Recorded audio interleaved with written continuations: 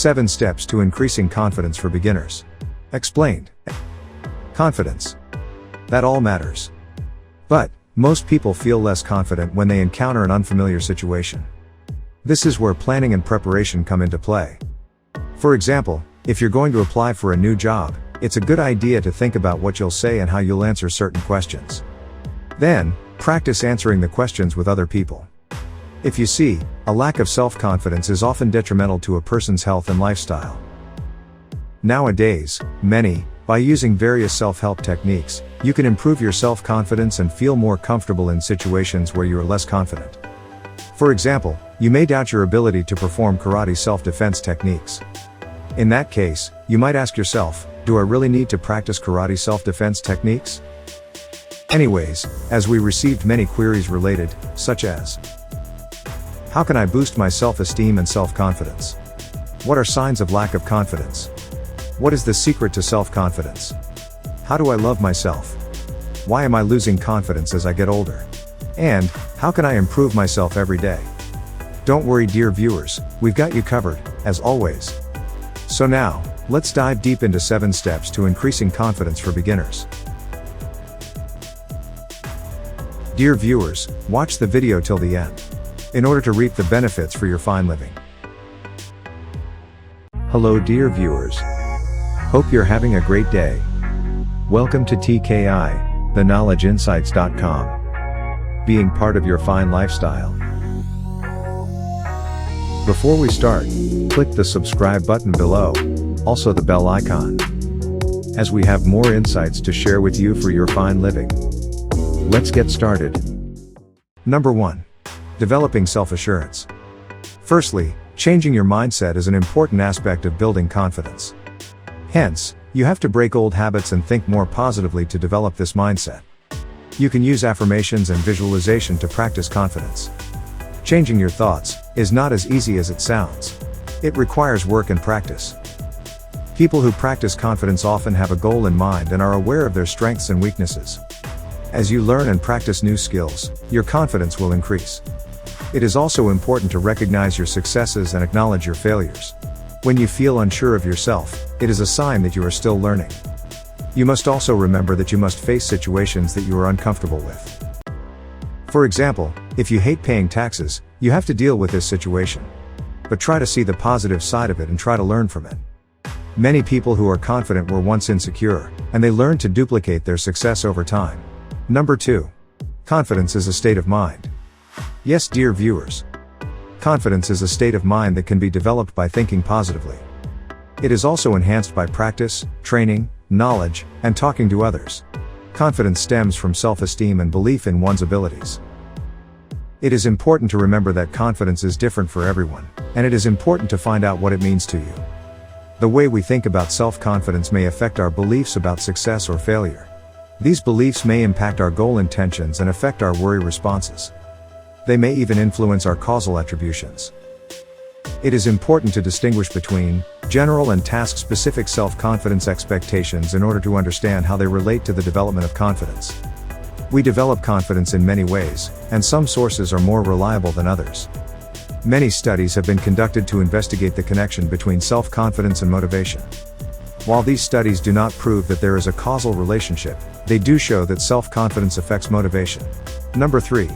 Stress impairs self-assurance. Believe it or not, dear viewers, stress can severely damage your confidence, and if you're overly anxious about something, you're more likely to feel like you can't handle it. You'll feel as if everything is out of control and there's always a problem. Anxiety can also make you fixate on the worst parts of your life, and that can make you fearful of the future. Many people who suffer from anxiety disorders have low self-esteem and are hyper-aware of every sign that might indicate rejection. They may even imagine every rejection as a sign that they're a failure. This can result in low self-esteem, and a plethora of other problems. In some cases, high levels of stress actually improve confidence, but it depends on the degree of anxiety. People with low levels of trait anxiety may find this difficult. People with high levels of anxiety may find it difficult to perform at their job interview, or perform a challenging math problem. However, if your anxiety levels are a factor in your career, it may be best to address your anxiety levels first. Strategies can negatively or positively influence confidence, and these strategies have been shown to be related to a variety of factors. The strategy suppression is negatively related to self-esteem, whereas reappraisal is positively related to self-esteem. This study also highlights the importance of self-esteem as a mediating factor between anxiety and reappraisal. Number 4. Confidence breeds pleasure. Confidence is an essential ingredient to happiness. Confident people are more at ease with themselves and their relationships, and they are generally happier than people who lack confidence. The key to achieving happiness lies in knowing who you really are, what you value, and how to get it. Confidence comes from a place of authenticity, and achieving it can be done through daily activities and by developing self-awareness. Did you know, the positive impact of self-esteem can be felt on your daily life and in your professional relationships? For example, one study of 31,000 college students revealed that students who had high self-esteem were 47% happier than their counterparts with low self-esteem. There are many studies that support this finding, which show that self-esteem is a major factor in overall happiness. It is important to remember that the hierarchy of needs doesn't mean that people must achieve all of their needs at once. The most basic needs must be met before people can reach more complex goals. Number 5. Reality matches your expectations, you are happy. We all know that happiness is a fleeting emotion. The same happiness we experience when we finally achieve a major goal may not be experienced if we have unrealistic expectations for the future. For example, when we think of happiness as having reached a personal goal, we often overestimate our own happiness. Ultimately, this causes us to be disappointed when our expectations do not match our current reality. In Charles Dickens' novel, Pip, a young man inherits money from a mysterious benefactor. He sees this inheritance as a stepping stone to marry the girl of his dreams. However, he soon discovers that the money was not a part of his larger plan, and that his expectations were keeping him from appreciating his reality. In a similar way, our expectations often prevent us from appreciating our reality, because we are constantly comparing what we have with what we could have. When your reality does not meet your expectations, the best way to overcome disappointment is to recognize that we are in control of our thoughts and feelings. As a result, we can avoid setting high expectations. The best way to counteract disappointment is to be grateful for the things that are in our control. Number 6. Winners and losers share the same aspirations. Nevertheless, achieving your goals requires you find value in what you do, dear viewers. To do this, you must ask yourself why you want to achieve this goal, and how it will help you and others. Once you know the answer to these questions, seek advice from people who share your aspirations. For example, don't go camping without a tent or give an important speech without practicing first. Always, winning creates a halo effect, which allows the winning team to maintain high aspirations and act generously toward their teammates.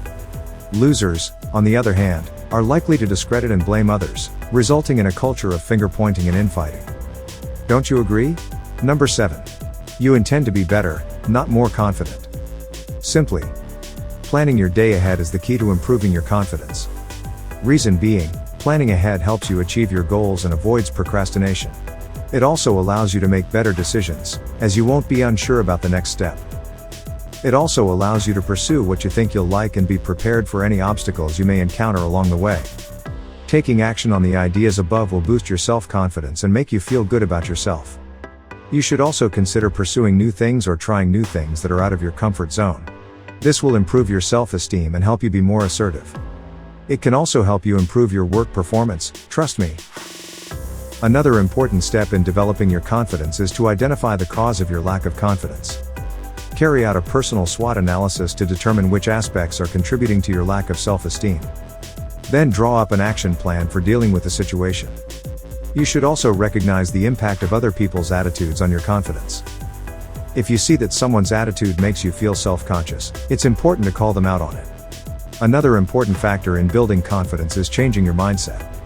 Self-perception plays a huge role in determining your self-esteem. If you tend to be overly critical of yourself, it may be time to make a change in your mindset. For instance, you may want to keep a journal with examples of people who have succeeded in their professional fields. And evaluate how you have changed professionally, and praise yourself for your achievements. Takeaway.